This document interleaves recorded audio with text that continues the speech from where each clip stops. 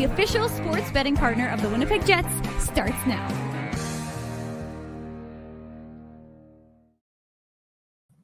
Good evening, Winnipeg. Good evening, Manitoba. For all those joining us live this evening on our YouTube channel and all of our social media platforms, we say good evening, universe, and welcome to the Illegal Curve post-game show presented by our friends at Play Now.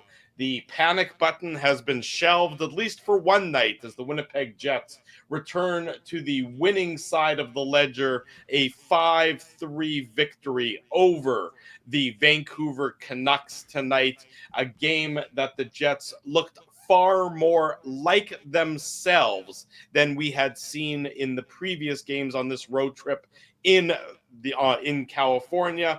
A much more reminiscent team to what we're used to seeing the Winnipeg Jets.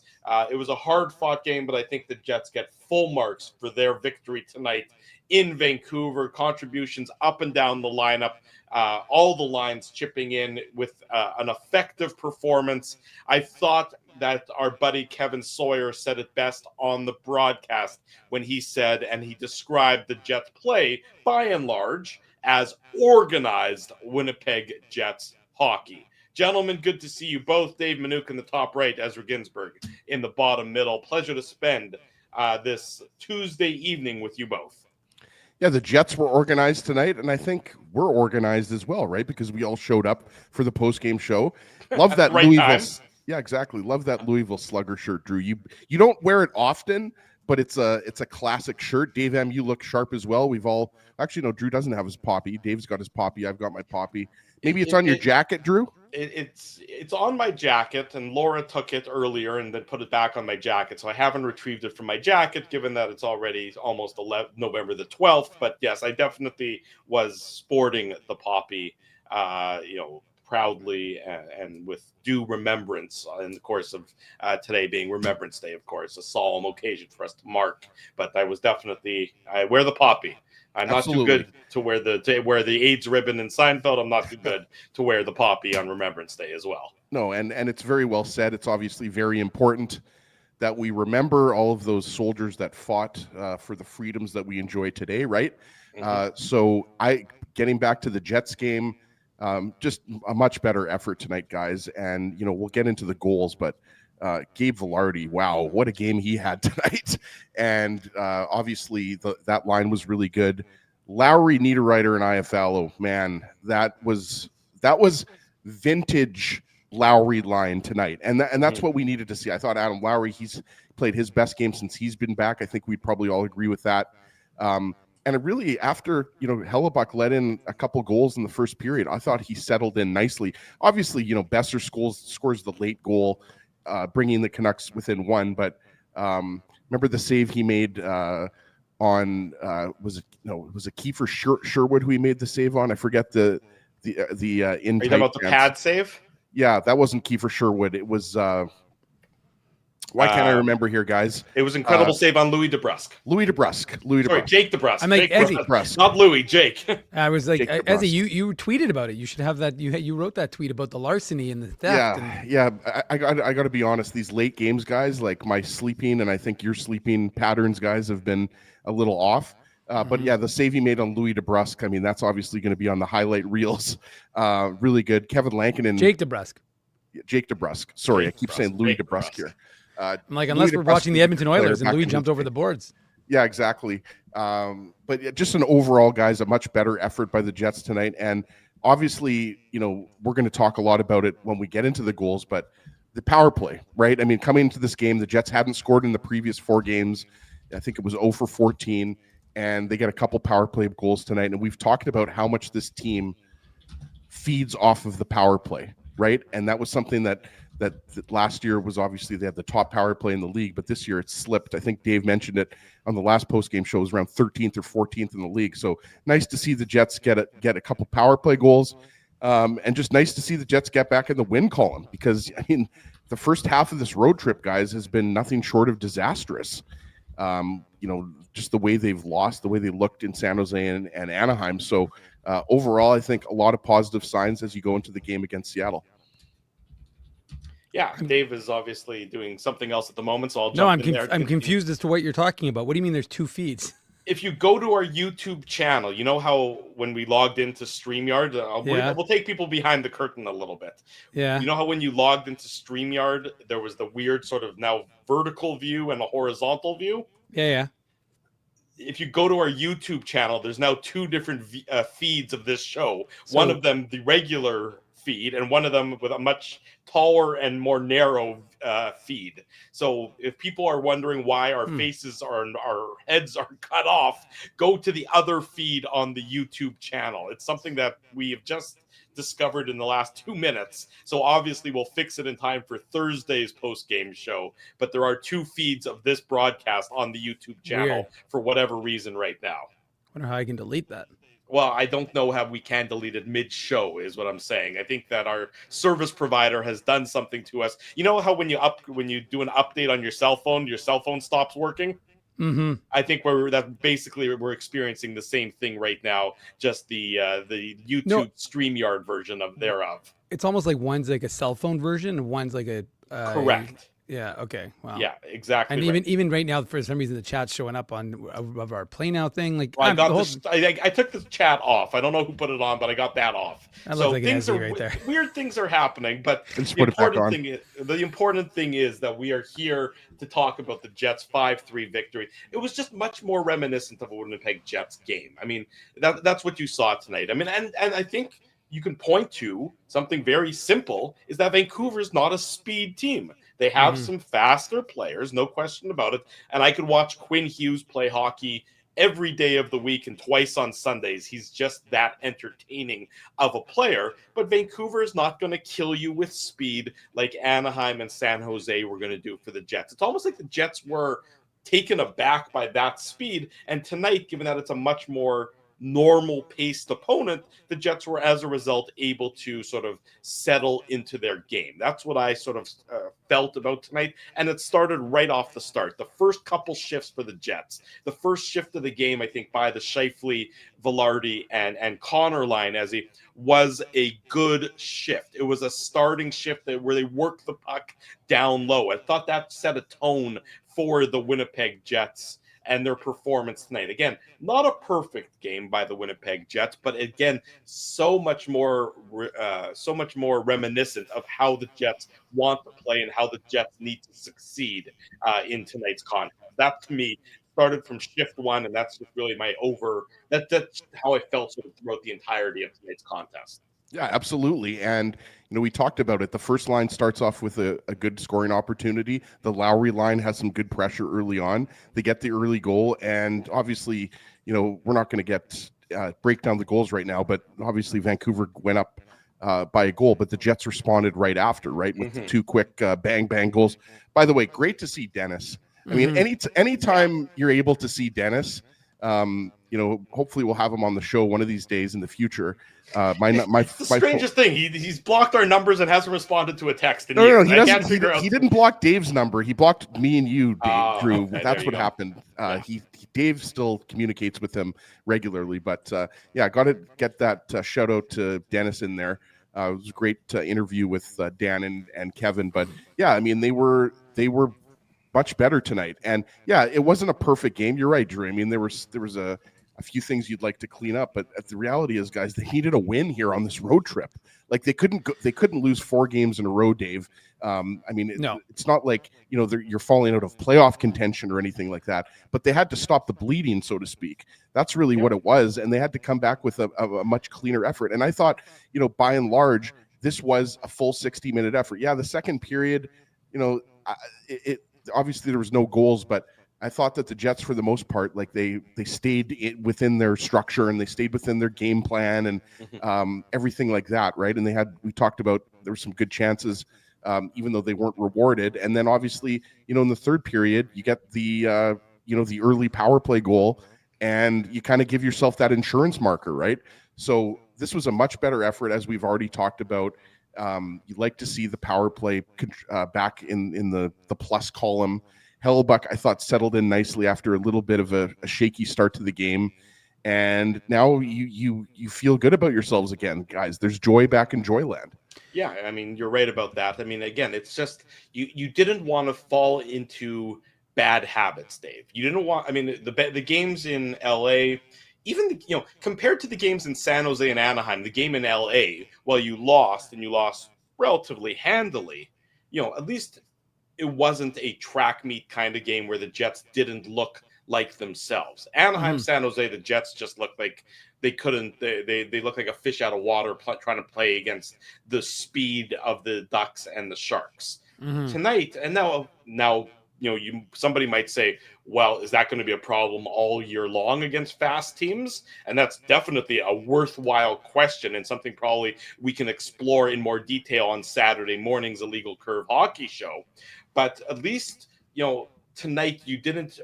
If you played your game if you continued to play a game that isn't reminiscent of your own, that's when bad habits begin to fill in. That's when you begin to lose track of your identity and how you want to play the game from the start. So from my perspective, that first opening couple shifts of the game were so encouraging in that the Jets weren't going to try and start cheating themselves, cheating their structure, cheating their approach because they had a couple of bad games. They got back down to basics, and then at the end of the 60 minutes, they were rewarded for those basics and their performance.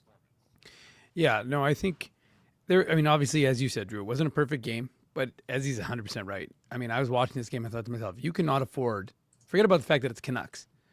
And as he says, they're not going to drop out of the playoffs. But the truth is that, Utah was on a bit of a slide. I think they've lost 3 in a row, and the Jets lost 3 in a row. But then Chicago was in third. Dallas won. Colorado, I think, won again.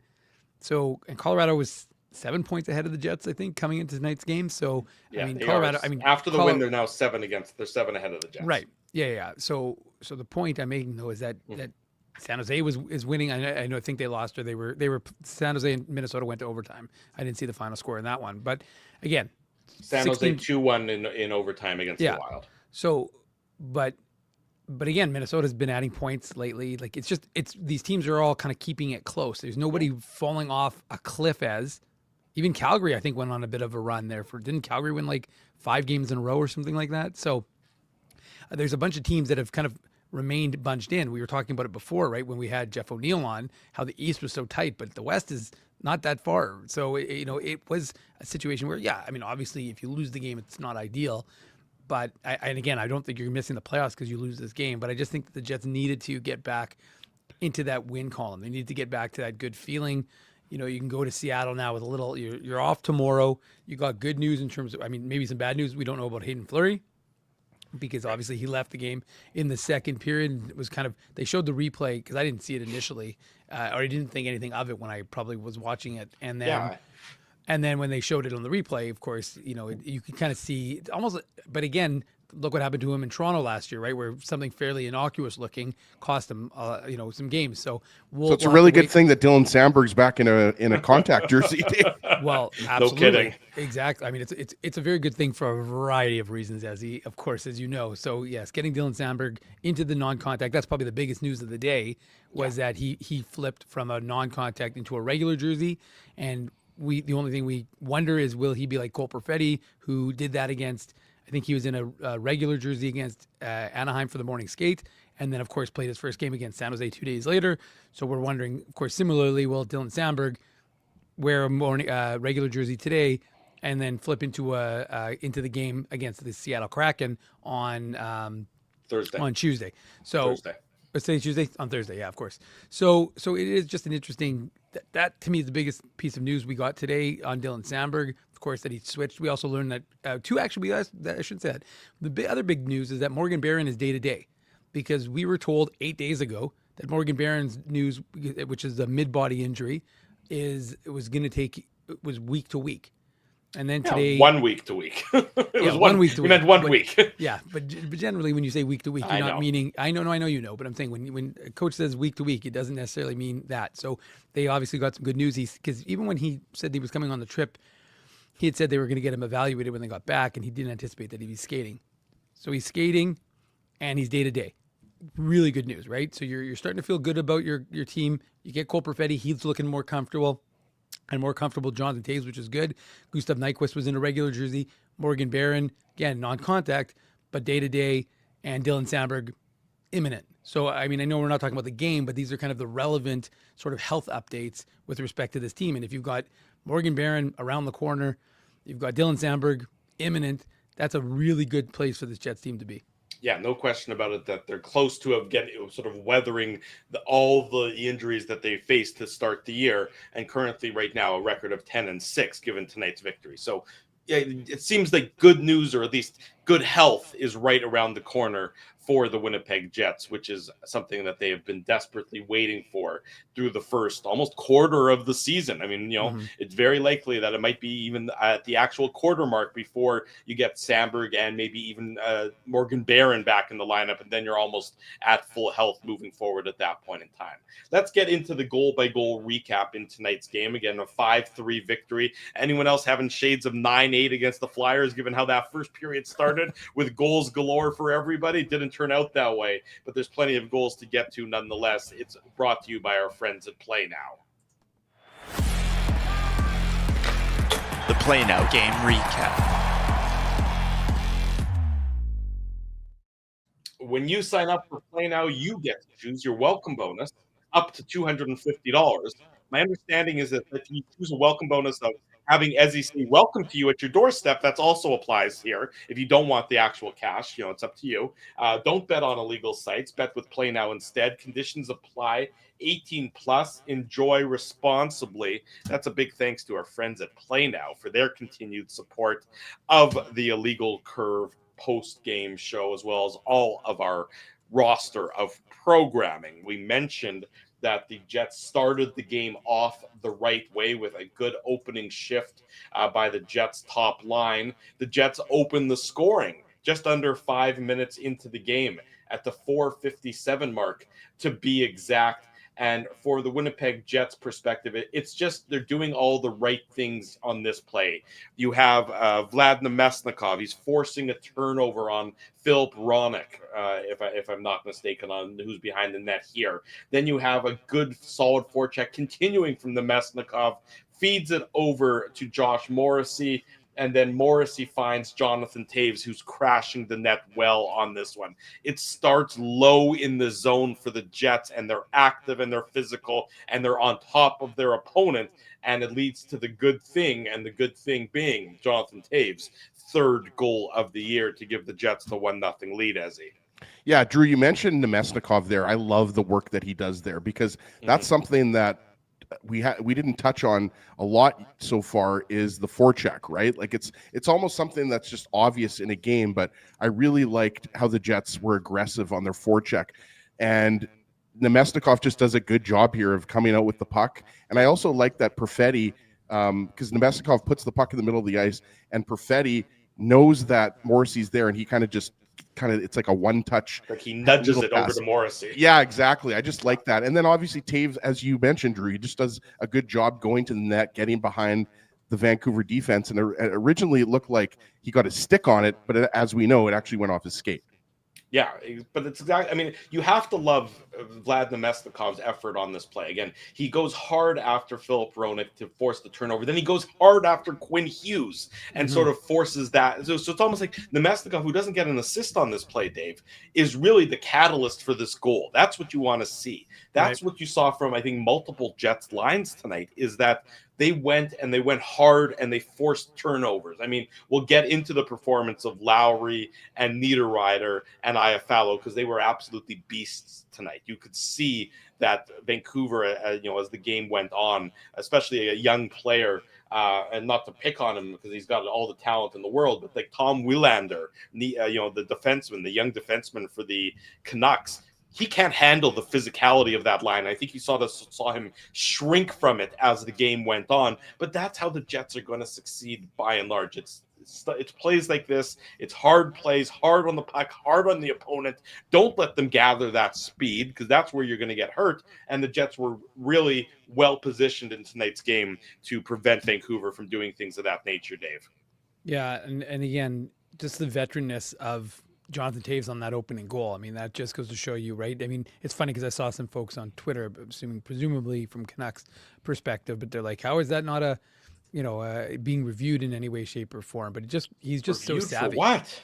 Well, I mean, he didn't. They're suggesting that he kicked it in, but the fact of the matter is that it was. I mean, again, his. I mean, that's a stretch, right, Dave? No, I agree. I definitely agree. I think I pulled something that's such a stretch. But my point is that he's just well positioned, right? So you're not going to question whether it is or isn't. But again, he's just.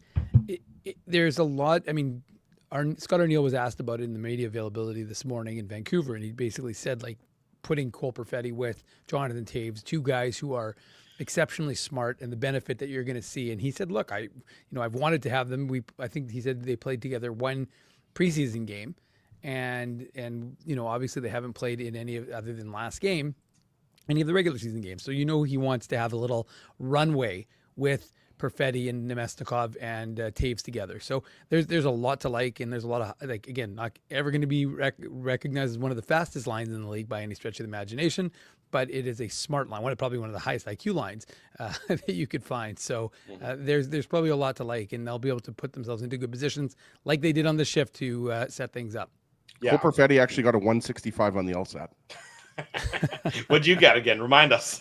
I got a 147, which is close to 50th percentile. It's not as bad as you think. I had a better mark than 35% of the other people that wrote it. That's what it basically means. Hang your hat on. Nice hat, by the way. You can hang that nice hat on you being slightly above the rest of the stuff. It's a Sea Bears hat. It's a sharp one. I like it. It's not that new, though, Drew. I've had it for a couple of years. I try not to look at you. Canucks tie it up at 1-1 about 5 minutes later. Keeper Sherwood, his 11th of the season. Quinn Hughes. Got lots to say about this one. Parker Ford makes a mistake. I mean, he doesn't make many of them this year. Kevin Sawyer referenced that on the broadcast, that Parker Ford has been generally Mr. Reliable for the Winnipeg Jets. He fails to get the puck in deep at the Canucks blue line here. He's trying to do a little bit too much in a position where really he's 1-on-2, 1-on-3 even. He needs to get that puck deep and live to fight another day. Instead, he turns it over to Sherwood, and then Sherwood and Quinn Hughes are basically playing catch with each other. It's almost like a modified 2-on-1 with them and with Sherwood and Hughes against Luke Shen, and then whatever's happening on the other side of the ice is sort of irrelevant to this. I don't love, by any stretch of the imagination, how Luke Shen plays this, though. You can see that he's intimidated by his lack of foot speed. So he's backing off. He's backed off so far that he's basically standing on top of Connor Hellebuck. And then it's just a simple give and go between Sherwood and Hughes. And Sherwood is a sniper. He's up to 11 goals this season. So talk about a guy who's really coming into his own as a goal scorer, at least early in this season. I think his shooting percentage is at an unsustainable level, mind you, but that's a separate issue entirely. But good for him. 11th goal of the year, 1-1. Mistakes by the Winnipeg Jets by Ford and Shen, in my mind, on this one. Somebody's on mute. No, I can go. Okay, go ahead. No, I mean, I thought I was jumping in, but there's a couple of things. You're right. Ford could have gotten deeper, and they credit the Canucks because they took him out of the play. They eliminated him, so he was ineffective, and he's behind the play now, and the Canucks are rushing. But I mean, Luke Shen looks old and slow, to be generous on this play. I mean, he really does. He looks. I'm actually surprised Colin Miller didn't come in tonight, Dave. Well, I mean, we've been talking about that now. I mean, it doesn't surprise me anymore, Ezzy. It really doesn't, because, again, for whatever reason, they're determined to keep Luke Shen in. But again, this to me is a perfect example of why, even if you insist on keeping him in the lineup, you got to be platooning him. You cannot have him as an everyday player. He doesn't have the capacity. I'm sorry. Like, I'm not trying to be a jerk. I'm not trying to pick on Luke Shen. No. But this play, he is completely turned around. And I have to tell you, and I will be clear as day, it's easy to be perfect when you're above. It's easy to be judgmental when you're watching from above. You know what I mean? Like when we watch the games from the press box and we're looking down, it's slow. For hockey, which is such a fast game, it's amazing how slow it is watching it from above or from the television. When you're down at ice level, when you watch the game as a fan, which obviously we don't do, but like when you do that, it's crazy how much. I mean, again, I think I've shared the story, but I've gone down and talked to folks at Moose games, and you go down to the ice and you're like, wow, is this game fast? So the game is remarkably fast, and it's easy for me to sit here and opine and say this is what he should have done. But having said that, now Shen is struggling out there, Dave. That's what I mean. I like, we're just being honest here. Yeah. Like, we're not trying to hurt his feelings.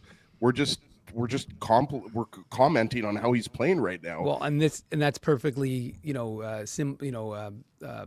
symbolic of his play is this one here, because he looks like he's facing backwards throughout the course of it, right? When he's looking forward, the puck's behind him. When he's looking backwards, the puck's in front of him. Like, it's just, he gets turned around. I'm not saying it can't happen, but watching that play materialize and watching those two players, pass that puck back and forth. I don't know about you guys, but I'm watching this. I'm like, well, as it's setting itself up and you could see the way they were flowing, I'm like, well, this is in the back of the net.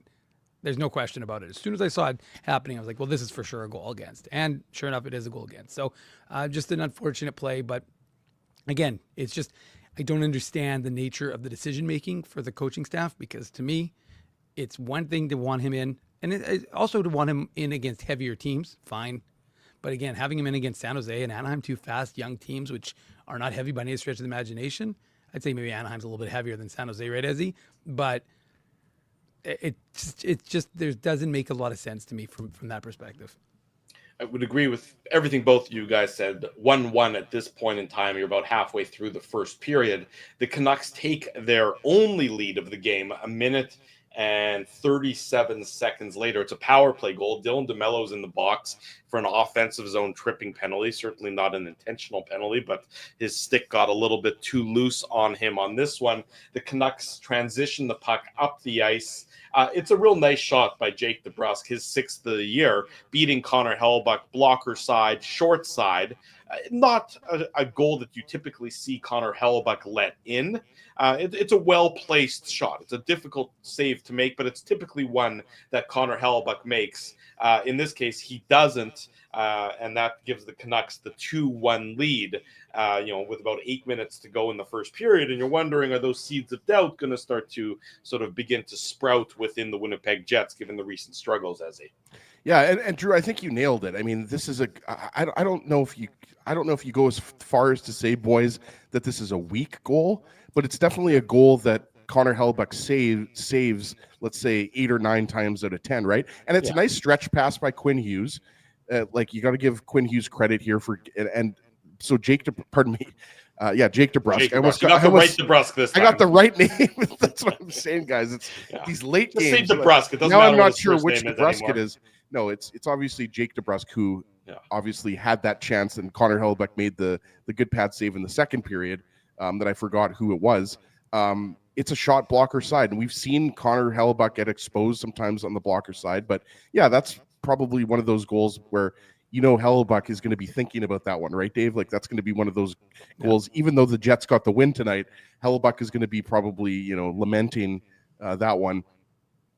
So I mean, it's unfortunate, but I mean, Canucks go up, and like Drew said, it wasn't. I don't know if it was quite a Canucks bang bang, but they went up 2-1 and they had all the momentum, but everybody knows what happens next. Yeah, so it's a power play goal. The Jets PK, it hasn't been great the last couple of games. They gave up another one on this one tonight. They settled down for the rest of the game and didn't give up another power play goal. So that's certainly important for the Jets on this one. But the Canucks take advantage. Again, a nice shot. You can probably nitpick some other aspects of it. Maybe the fact that the Canucks were able to gain the zone so easily on the power play in this one. The Jets seemed like they might not have been perfectly within their structure. Alex Iafallo was sort of in no man's land when you look at the neutral zone camera and you look at the dots as to where he was on this play. But in any event, it's more of a nice shot than anything else, if I have to give credit one way or the other. And I'll give it to Jake DeBrusk here to tie it up, or pardon me, to give the Canucks the lead at 2-1 at this point. But the Jets quickly battle back with their own power play goal. It is just under 3 minutes later. It's Josh Morrissey. It's a blast from the point after the Canucks really should have been able to clear clear their zone, I would say. Mark Scheifele really commits an offensive zone turnover here. Yeah. And, we're not talking about it because the Jets or the Canucks somehow failed to clear it. But, Scheifele is trying to make a play that's really not there. And he puts the puck right on the stick of Marcus Pettersson. There's too many damn Petterssons on the Canucks. There's a by lot the of way. Petterssons. Yeah, there's too many Petterssons. Scheifele puts the puck right onto Marcus's stick, and it should be a relatively easy clear, but he's unable to do so. Marcus Pettersson puts it on the stick of Kiefer Sherwood, I believe, if I'm not mistaken on this one. Let me just double check here. Yeah, I think it's onto the stick of Kiefer Sherwood, who Sherwood's also 44, Drew, so Yeah. I think you're good there. Yeah. He also fails to clear it, and then it sort of banks off of Tyler Myers, and it goes onto the stick of Josh Morrissey, and he unleashes an absolute cannon from the point that beats brain fart for a second here. Thank you, Thatcher Demko, on this one to tie it up at 2 Drew, goals apiece. In your defense, he was only the goalie for 20 minutes. So, I mean, there's a reason why you didn't remember. That's right, exactly right. I was struggling to remember his name. I hope. I mean, this is a guy you never want to see a guy have their career derailed by injuries. You can't help but wonder if Thatcher Demko. This is his first game back, right? Like he Right. just got back after being injured. So I mean, it's tough news for him. They lost him. I think he didn't play either of the games on the weekend, right? As he for Right. the Canucks. So yeah, I mean, and it's interesting because I saw Canucks commentary earlier in the day talking about Thatcher Demko and staying healthy, and they're like they had their doubts, and sure enough, he doesn't even make it through one period or the game, I should say. Yeah. And this is look. I will acknowledge that the Jets have not had a lot of puck luck in some of their last few games. So for them to get some puck luck is kind of, it's almost like a little bit, they're finally getting their own, right, Ezzy? Because in this instance, Drew, you're absolutely right. I mean, the Canucks had two opportunities to clear that puck. It was a terrible pass by Mark Scheifele, that no-look behind the pack, one that he attempted. So that fails. But as you indicated, they failed to clear the puck. And Josh Morrissey gets the benefit of a bounce because not only does he get the fortuitous bounce that the puck gets to him, right, Ezzy, but then he also, I'm pretty sure it was redirected off of Sherwood's stick and over Demko's shoulder. So, I mean, It definitely deflected off of someone because the puck rose. Like, Yeah, there I'm was pretty a sure it flight to it. Yeah. I'm pretty sure it hit Sherwood's stick in front. So I think it was Sherwood at least. But the fact of the matter is that, regardless, the Jets finally kind of get a bounce in their favor. And it's a big goal because their power play, as we had talked about, was 1 for 17, 0 for the last 14 on this trip, and they needed to do something. I mean, you were dropping like precipitously, like you went from a top 3 power play to 13th overall in the NHL, and so it's not, again, representative of this team. I mean, look, the makeup was largely the same, right? No Nikolai Ehlers, we get that. So it's not like Cole Perfetti was on. I mean, we know he was on it for periods of time when Ehlers was hurt last year or other guys were hurt. But ultimately, it wasn't as if you didn't have Cole Perfetti and suddenly you're thrown into a flux, right? So they needed to get that going. So even though they got it going with some luck, at the end of the day, again, hockey is that game where sometimes the bounces go your way, as we'll talk about with the save that Connor Hellebuck made on the goal line. Sometimes the puck stays out of the net. That was and the really bounce goes close to your way. going in. So, Yeah, that Absolutely. was an inch away. It couldn't have been much more than an inch, but the Jets were happy when he fell backwards and the puck stopped where it did. and ultimately, Josh Morrissey just didn't want to be sharing the goal scoring lead with Logan Stanley anymore, boys, right? He's like, hey, enough of this. Like, although, Josh Morrissey had a real slow start to the season, right? Not anymore. What did he have? Did he have 14 or 15 points in his last 9 games, I think? So He's up to a point a game now. I think he ended tonight with his 16th point on the season in 16 games. well, he had a played. 3-point night, right? Yeah. So, JMO is just all right. Yeah, JMO is doing A-OK for the Winnipeg Jets, and he ties it up at 2 goals apiece. And then particularly fitting, as everybody on Twitter mentioned, or on X mentioned, that with Dennis Bayak in the building, the Jets do go bang, bang 15 seconds later. yeah, I wonder Nino- if anybody did anybody mention that?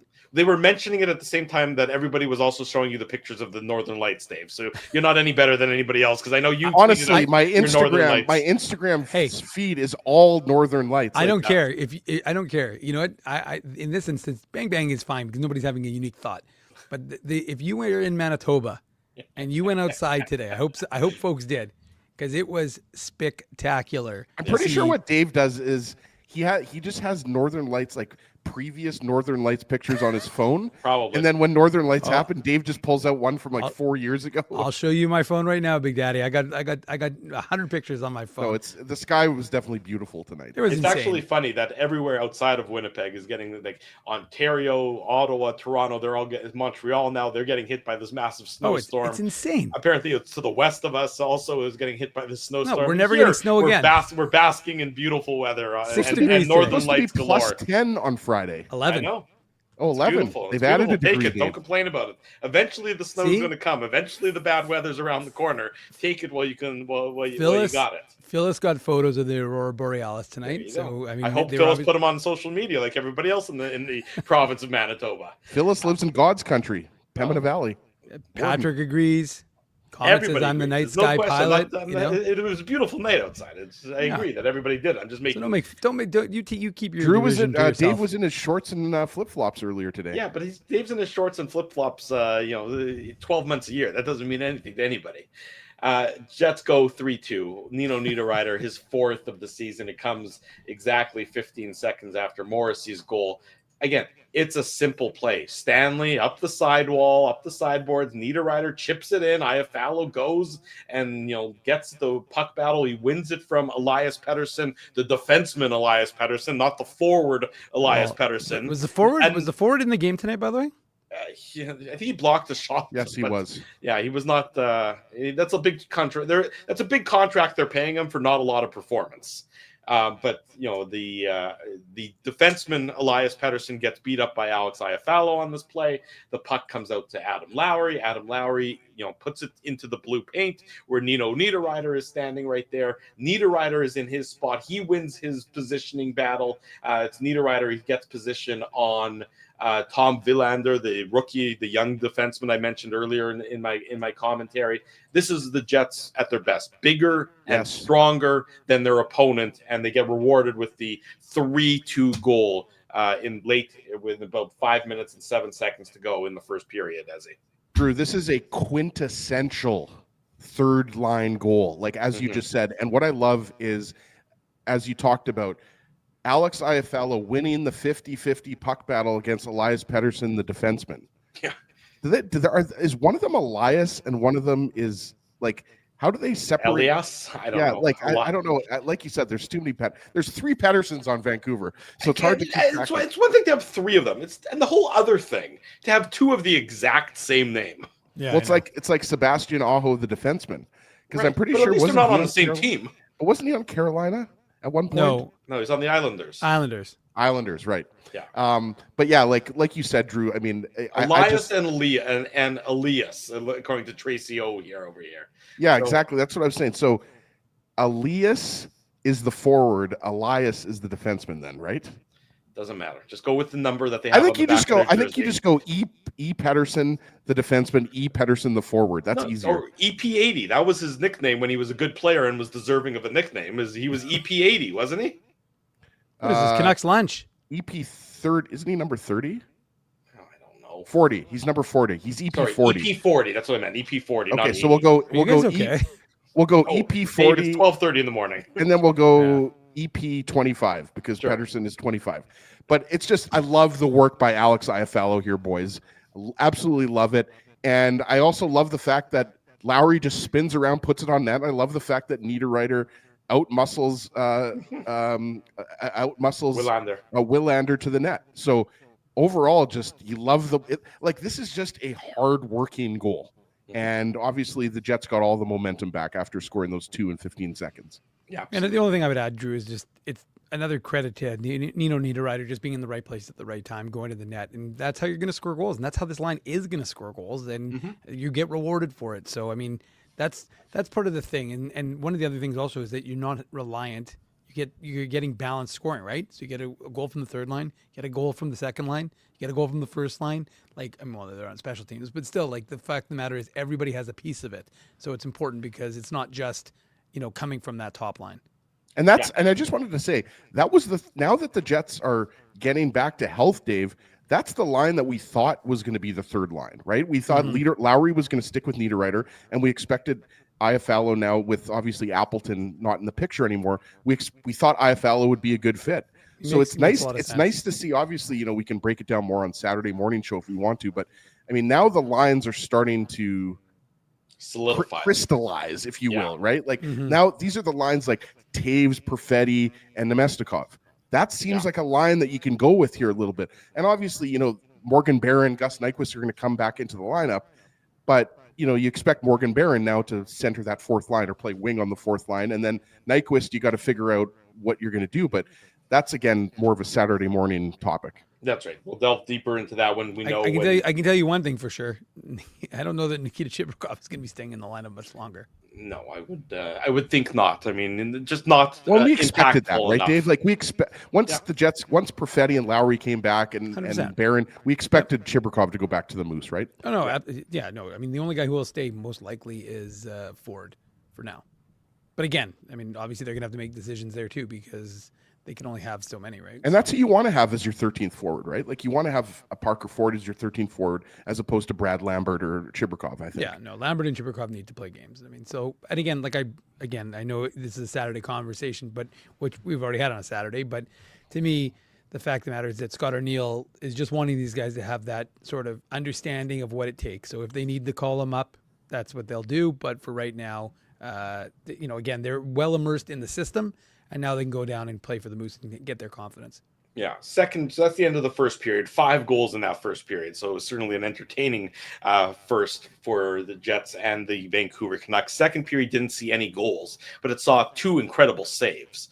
Connor Hellebuck's pad save on Jake DeBrusk. I think we've agreed his name is Jake and not Louis in this case. Jake DeBrusk, just an incredible pad save by Connor Hellebuck. Not entirely sure how he made that save, except for the fact that we've been saying that for probably a decade now, where we're not entirely sure how he made that save, yet he makes it. Philip Ronick hits the post on a shot from the point that just stays out to keep it at that 3-2. And then not to be undone, Kevin Lankinen, he makes a really nice save on Mark Scheifele. Another on that pad save when the Jets had a power play when Quinn Hughes was in the penalty box. That weird sequence where it was unclear if the penalty was on Scheifele for high sticking Quinn Hughes or if the penalty was on Quinn Hughes for hooking Mark Scheifele. Ultimately ended up, of course, being on Hughes, and that was the right call. But Lankinen really stood tall and made a massive save on Mark Scheifele from point-blank range there. So both of these goalies, Lankinen and Hellebuck, making nice saves in that second period. There was one other play I wanted to highlight in the second period, and it's going to be our Wheatland Hockey heads-up hockey play of the game. It wasn't a particularly consequential play, but I saw it, and I thought it was emblematic of when the Jets are doing things right. It was a strong forecheck by Nino Niederreiter. It happened multiple times in the course of the game. Strong forecheck behind the Canucks net, and it led to just sort of a blind pass by the Canucks up the sidewall.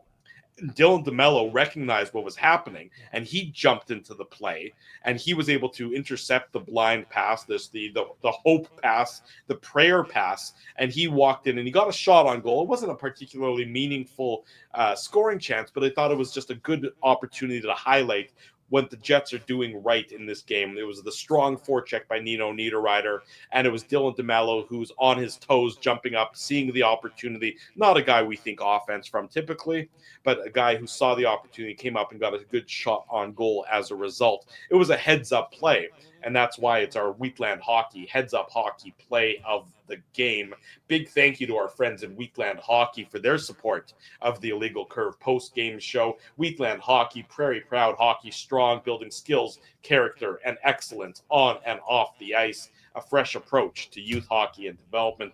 Check them out online, wheatlandhockey.ca. Programming for absolutely everybody. So 3-2, the Jets maintain their lead after 40 minutes. They get a late power play opportunity in the third period. They don't translate that to a goal before the whistle comes, but they do translate that to a goal 48 seconds into the third period. This is with Drew O'Connor in the box. He high sticks. He takes a high sticking penalty, like I mentioned, late in the second period. The Jets capitalize on the power play, another power play goal for the Winnipeg Jets. And what can you say about this shot by Gabe Filardi? I mean, this is an absolute beauty. A backhand, no look, top corner, no chance, supreme shot by the Jets, number 13. And they were doing the Macarena for good reason. It's Velarde's 6th of the season assist to Kyle Connor. Real nice assist on this one. He gets the primary, and then the secondary assist goes to Josh Morrissey, his 3rd of the game. Shout out to the 3rd TSN point of the game. Sorry, I should mention. Yeah, no, you're good, Drew. Shout out to the TSN crew for always playing Macarena after Gabe Velarde scores. Like, that's just a nice touch. It always puts a smile on my face, and I imagine it puts a smile on a lot of people's faces. But yeah, I mean, we could break this goal down and say good puck movement, between Connor and Morrissey and everything like that. But like, this is the Gabe Velarde show, guys. And I don't know if you're Kevin Lankinen. I mean, and he even he tries to make a save. It's too quick. It's too well placed. And you just love that in the bumper position, that's what Gabe Velarde decides to do, right? Like, because he could have easily maybe spun it around and just had a regular shot, or maybe, he goes back to Connor, or he's got obviously Scheifele there, who's to the right of Lankinen, but just an incredible, as Drew said, spin around backhand shot, and Lankinen just didn't have any chance. So just another example of how dangerous Velarde can be on the power play. Yeah, exactly. Especially because, I mean, this isn't him in the regular spot, Dave. This is him in the bumper position. And as they said on the broadcast, Perfetti was actually sort of in the spot that we're used to seeing Velarde next to the net. So the Jets, now that they're, again, with Perfetti back, I think you're going to continue to see more and more wrinkles coming to that power play. And the Jets certainly hope additional success when it comes to the man advantage. Yeah, I mean, it was an unbelievable decision by Gabriel Velarde to make that kind of shot, right, Ezzy? Because most guys are thinking, okay, he's going to make another pass here. And like you said, he's going to either go down low to Perfetti or across to Scheifele. Similar to the goal that the Ducks scored against the Jets the other day. And for him to have the confidence to make that little chip shot is just incredible. And real nice pass by Kyle Connor. And, it's just such a huge goal for the Jets, who are feeling good about themselves overall. But you obviously want to add a little insurance. Obviously, it would turn out to be more than insurance, right? As it would end up being what turned out to be the GWG. But at that point, it's an insurance marker, and it makes them feel good starting that third period. Yeah, certainly exactly what the Winnipeg Jets needed. You get that insurance marker. As you said, Dave, it turns out to be the game-winning goal for the Jets. 4-2 at this point in time. There was another great shift. I indicated that sort of, the Niederreiter, Lowry, Iafallo line with about 12 and a half minutes to go in the third period. They just had a shift that they were dominant in the offensive zone of the Canucks. Again, something we haven't seen terribly often yet this year, but you saw it much more from the Jets, especially from that line where they're just too big for an opponent to handle. The Jets were happy to play a lot of the third period, especially the first 10 minutes of the third period, in the Canucks zone. I thought the Canucks sort of turned the tables on the Jets in the back half of that third period, but the Jets did a pretty good job at keeping most everything to the outside. I mean, that's really where you wanted to see a lot of the play to be, is on the outside. There was, of course, that play you mentioned about Connor Hellebuyck where the puck stopped on the goal line. It was the weird one where Willander took the shot. It went off the end board, the glass off the end boards, back almost in front, and Brock Besser thought that he had sort of tipped it past Hellebuyck, but it stopped fortuitously right on the goal line. The Jets will take that. Hellebuyck laid back on it. The puck didn't go in the net. The Canucks made it 4-3 with 90 seconds to go with an empty net goal. The Pionk made the shot block, and it went right on the stick of Brock Besser. He fired it into the net. 4-3, 90 seconds to go. The Jets already had a couple of opportunities to really wrap up the game, narrowly missing the empty net. But to their credit, no panic after the Canucks cut it to 4-3. And then the Jets do get the empty net goal with 48 seconds to go. Alex Iafallo, his 600th career game in the NHL, well deserving that he gets his third goal of the season. Assist to Nino Niederreiter. That might have been his best game of the year, honestly. I thought they were dominant. They were great. If I had to pick one player, I mean, Niederreiter would for me, it would be Iafallo or Niederreiter. And the thing is, guys, if the Jets get that type of effort, let alone production, from their third line, I mean, they're going to win more games than not. I mean, we talked about it last year. Lowry, Niederreiter, Appleton was a huge key line for them, right? Obviously, Scheifele, Connor, Velarde, they stir the Jets' drink, so to speak, right? But, I mean, when you have that type of effort and you're able to get multiple goals from that line, I mean, that's when the Jets are the most dangerous, I think. Well, and I think what you're going to see, and again, this is more of a Saturday morning conversation, but Dave, what I think you're going to see now that, again, full health seems to be pretty close to around the corner. I think you're going to see Lowry, Niederreiter, and Iafallo getting more minutes. Probably more minutes than even Taves, Perfetti, and Nemesnikov, which all of a sudden means that... Well, depending on the situation, of course. Depending on the situation, of course, yes. If you're trailing, you're going to go to a more offensively inclined line. But that just is going to mean that Taves, Perfetti, and Nemesnikov are likely going to eventually get soft, easier minutes against worse opponents. So all of a sudden, especially at home, right? At home, when they can get the line changed, if you're throwing Cole Perfetti, and by the way, Cole Perfetti looks like he's gonna. I mean, I know it's only been 2 games, but you can see that he doesn't seem like he's taking a step back where he ended off last year from. He's noticeable for all the right reasons. I think you're going to see that line begin to flourish even more in those softer minutes against weaker opponents. And remember, we're lauding the Adam Lowry line. Adam Lowry's played 2 games. So, right. I mean, he's played 2 games in 6 months. Remember, he didn't even have the benefit of training camp, which Dylan Sandberg and Cole Perfetti both did because they both got injured very late in this exhibition season. I think the 5th and 6th games respectively, or maybe I think it was. But anyways, the point is that they both at least had the benefit of training camp. Lowry didn't even have the benefit of training camp. He was skating with JP Vigier for a long period of time, right. and then with Sandberg and Perfetti, but he didn't have that benefit. So getting him back, and he wasn't happy. We heard the media availability with him after his first game, and he wasn't happy with how his game went. I suspect a lot of Jets weren't happy with how their game went after that one, and ultimately he's going to start to feel better and look better, and he can already say that the hip is feeling better, right? So that's a positive for him. And I just think that you've got a situation where you've got these, that line. You're wondering what it was going to be like because they were real good with Mason Appleton on last year. But Alex Iafallo really isn't it's not like it's a drop off from Mason Appleton to add Alex Iafallo to that line. So we've talked about how versatile Iafallo is, and we know how well Niederreiter and Lowry work together. And you're right. I think it's also going to take a little pressure off the Taves line and maybe give them some softer minutes to go up against lesser opponents to increase their production. And if you're getting more production out of them, it's going to be a huge benefit for this team because that's what we talked about, is that balance.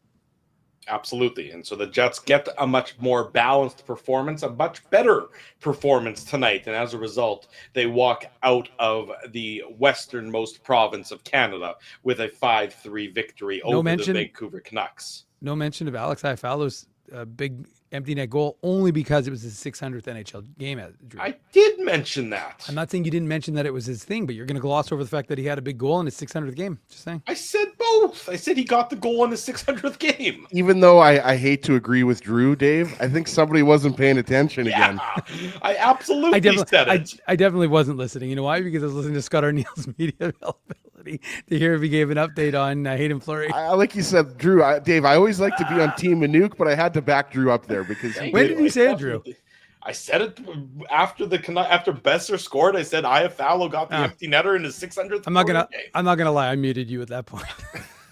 You're supposed to mute yourself, not me. Well, but I muted you because I wanted to be able to hear what Arneal said about Fleury. For the record, upper body injury. Day to day.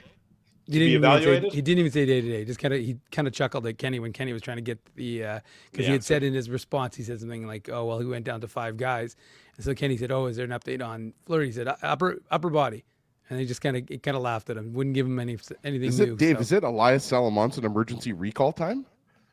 Well, no. No, I was joking. Dylan Sandberg's around the corner. I'm joking. Yeah. Oh, that wasn't a good joke. Try to work on your material. We're gonna go to commercial break. You work on your material. We'll come back. Hopefully, I'm no TJ Miller, Drew. That's for sure. TJ Miller. He's coming to Rumors in February. Snack got my back, or Snook has got my back. Never heard it either. Oh, well, I definitely said it. There's no and so did question Phyllis. about it. Okay, well then you all need to listen. Although Doug is on your side, I'm not sure. Thank you, Doug. I love you. And Doug. Doug's You know usually that. not on your side, so I mean, I it's know. kind of nice. That's why it tells you that I must be right on this one. In any event, we'll come back with more on tonight's Jets victory, and we'll come back with some illegal curve news that you don't want to miss as well. So don't go anywhere. You've stuck with us this far. It's 12:45 in the morning on Wednesday now. A couple more minutes to go, some commercials, and then we'll come back and wrap up tonight's post-game show with some IC news as well. Drew Mandel, Dave Minuk, Ezra Ginsburg. It's the Illegal Curve post-game show. Don't go anywhere.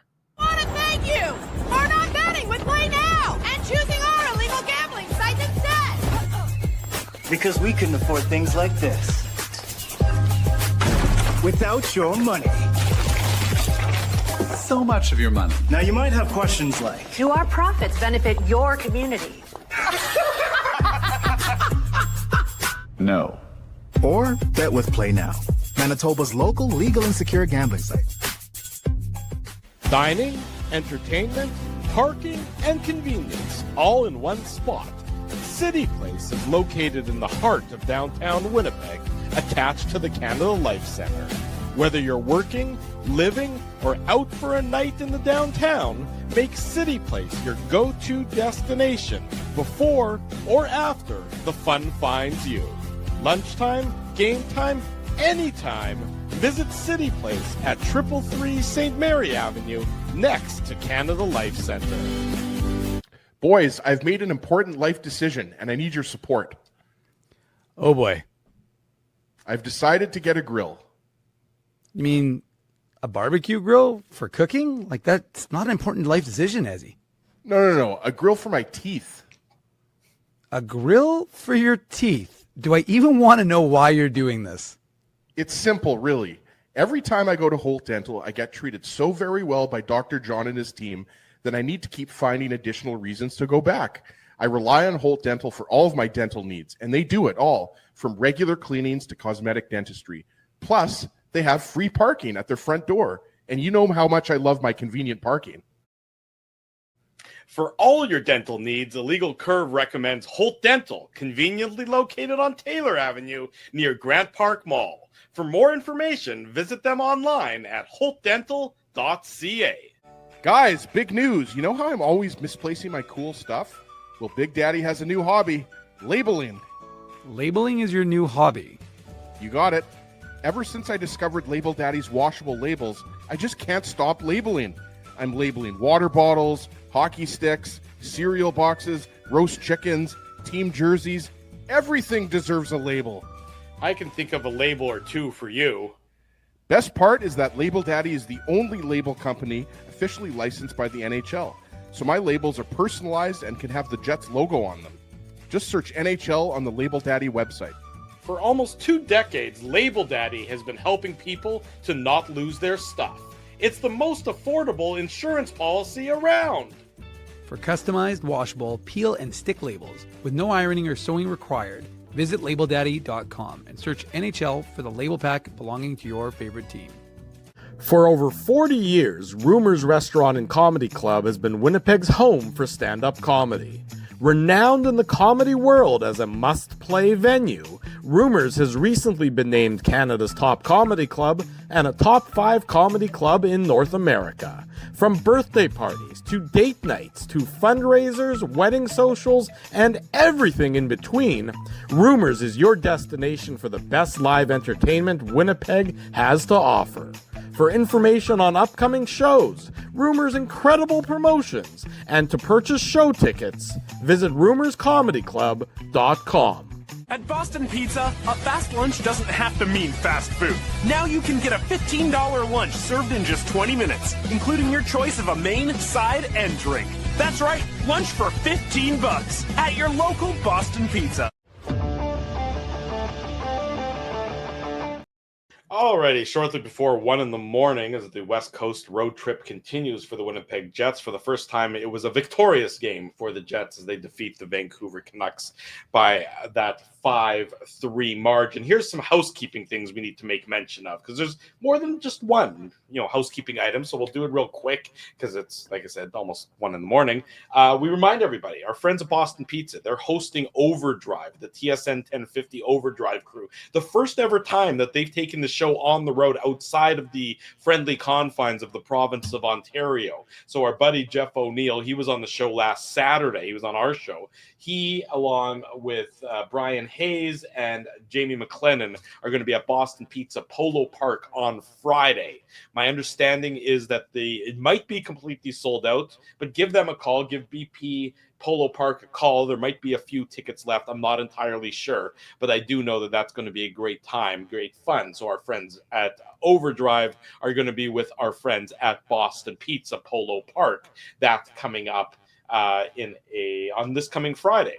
And speaking of our friends at Boston Pizza, let me get the date right. I know that people in the chat have been asking. An Illegal Curve holiday watch party has been confirmed. Wednesday, December the 3rd.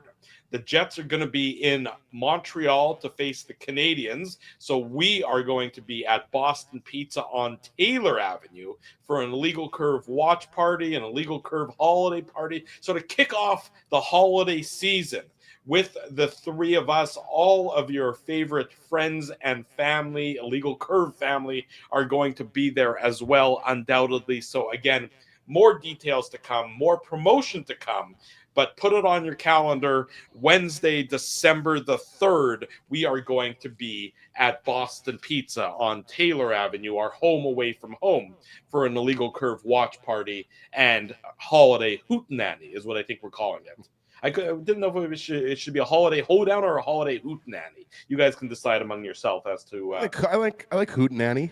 I think a hootenanny works better as well. I sort of prefer hootenanny to holiday hoedown as well. Keeping in the same vein of things to talk about and things to announce, we of course have the Illegal Curve merchandise store open. Dave, when is the store open until? 5 more days, November 17th. November 17th. So time is a ticking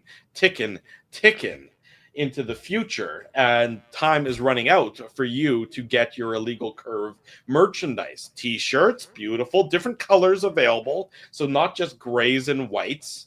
There's the beautiful hoodie. I'm going to get this one in a different shade.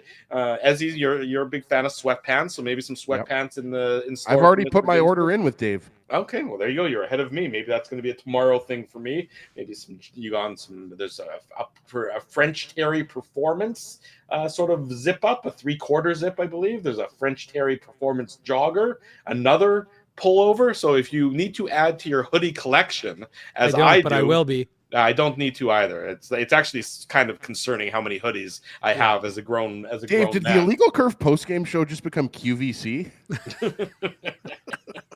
Always, Ezzy. Anyways, you have a few more days to get your Illegal Curve orders in. That's through the website. Go to illegalcurve.com and you can click the link. There's a merch button right at the top, and it's also in all the morning papers and things of that nature. What were you saying, Dave? Go ahead. Well, go to the hats, Drew. I'm going to the hats. Switch over to the headwear, because we had a question. Patrick's asking if there's lids. We do have lids, and we have this new era hat, the diamond hat, which I'm currently wearing, the diamond version of the hat. It's the 3930. We have a limited number of those. There's only a certain number that were made. So if you want that, that is a limited edition hat. There will only be so many made. And the other ones, we left the machine on. So there's lots of those, that style. And if you want to see Ezzy repping one, he'll take that Winnipeg hat off, or he'll just show it up on screen. But there's the one Ezzy's holding up currently. So there are hats, and they're pretty slick. So get your hats while you can. And again, they'll be available till November 17th. And then once they are done, we expect everything to be ready to go just either the first or second week of December, but before the holiday season. So there you go. And then the last thing we have to plug, it's a lot of things we have to plug here on this program. A lot of plugging. This coming Drew's getting Friday, hair plugs, actually, is what we're doing. That's right. I'm plugging my hair plugs. This coming Friday night, an evening with James Duthie. Well, that sounds classy. That sounds very, nice and a good way to spend a Friday night. Well, it gets a lot less classy when you scroll down and you see who else is going to be. Hey, I know those guys. An evening with James Duthie. So this is coming up Friday night, 7:00.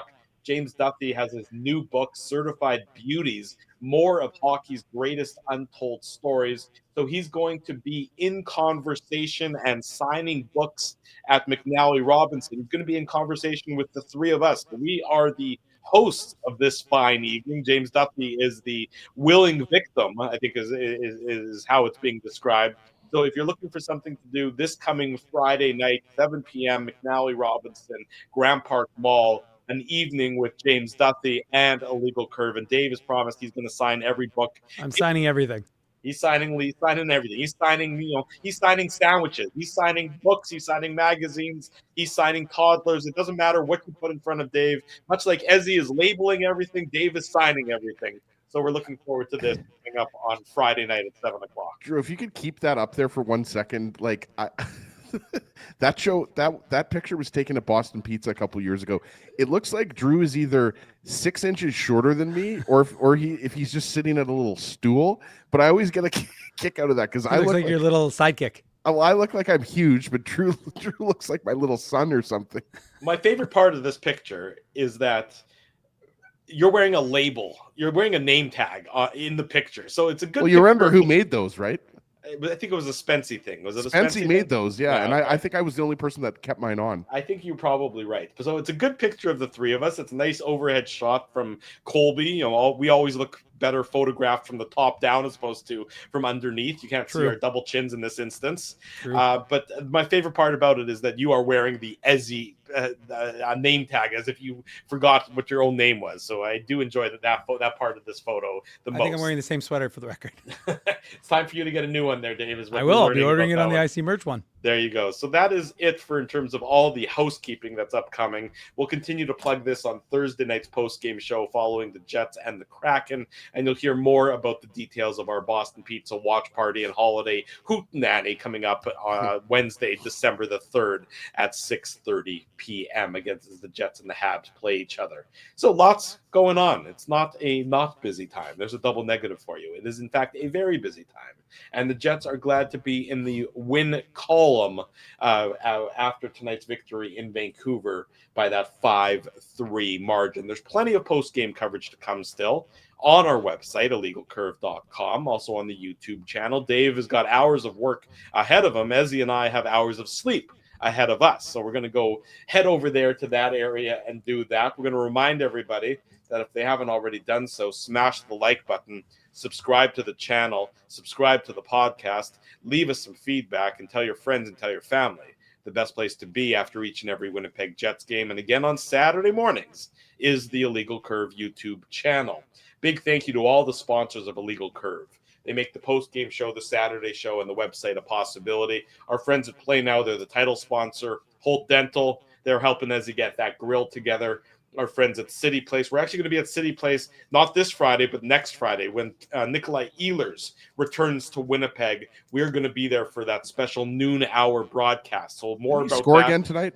I don't know. Did he? He did. Yeah. 3 goals. Third goal, right, Dave? Yeah, 3 goals for him. Well, I mean, I didn't think he was going to go goalless the entire season. So good that he's getting a little more comfortable in Carolina. He'll be back in Winnipeg 9 days from now. So we'll be live at City Place for that broadcast coming up on Friday. I guess that's maybe the 22nd of November, if I'm not mistaken. 21st. 21st. I think it's 21st. Oh, right. Because it's now. I'm looking at the date. I'm thinking it's Wednesday. No, it's now. Or I'm thinking it's Tuesday. Now it's Wednesday. And then on that Sunday, on the 23rd, they play in the afternoon against the There Wild. The 21st. So we'll be at City Place for that. Rumors. Sorry, go ahead, Dave. I was just going to say, I didn't get a chance. I know you said it, but I just want to say big thanks to all the men and women who serve in the military for, Remembrance Day. We take off our poppies now for another year, but we shouldn't forget the sacrifices that has been made for us and that continue to get made for all of us. So we get to have the freedom to do what we do. And I just want to thank everyone for doing that for us. Well said, Dave Manouk. And our other sponsors, our friends at Rumors Restaurant and Comedy Club, Wheatland Hockey, Boston Pizza, and of course, Label Daddy as well. Support all these fine businesses because of their continued support of Illegal Curve Hockey. Jets victorious 5-3 over the Canucks. Dave Manouk's in the top right. Ezra Ginsburg's in the bottom middle. I'm your host, Drew Mandel. Until Thursday night, another late one. We're almost there. We're halfway there. Another late one coming up on Thursday night, so that'll be about 11:40 p.m. Central Time as well. Until then, we wish you good night and good luck, and thanks for watching the Illegal Curve post-game show.